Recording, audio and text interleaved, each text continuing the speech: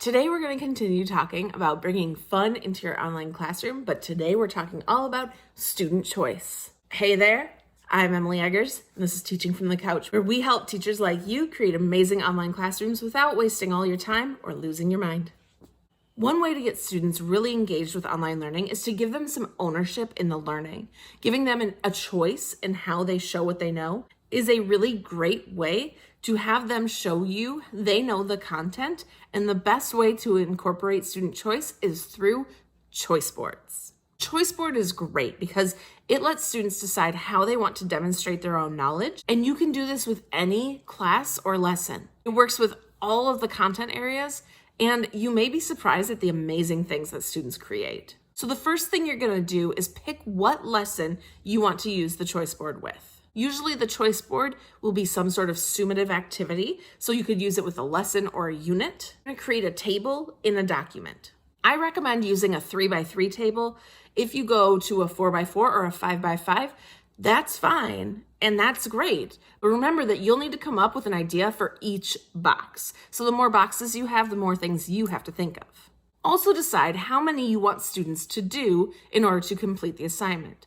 I usually have them do some sort of bingo style, where they have to get 3 in a row, 3 in a column, or 3 diagonally. I also offer incentives for doing a blackout, meaning they do every activity on the choice board. They usually get some sort of extension points, reward, or extra credit. Now, step 3, I usually create categories for my boxes so that it's easier to put the ideas in. I might have an artistic category, a cartoon category, a writing category, a visual category, a movement category. And then once I have all my categories, I will come up with an idea or task that fits that category that I'll put in that box. And it also kind of fits the lesson that we're using or the content that we're learning.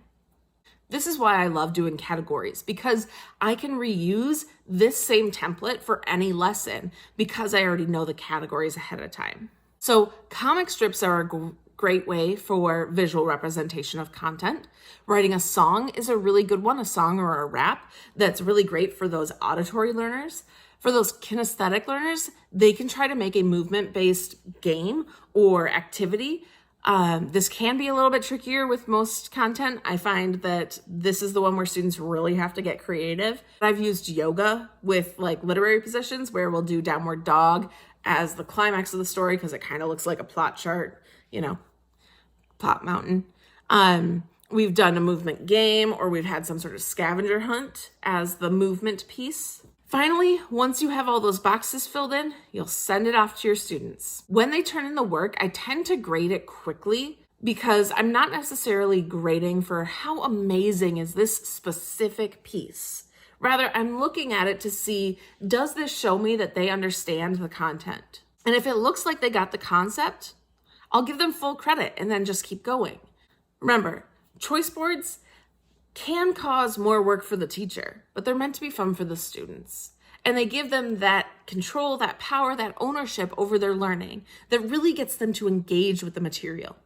So yes, you will be getting double, triple, quadruple the amount of work from each student, but it does not need to be graded that way.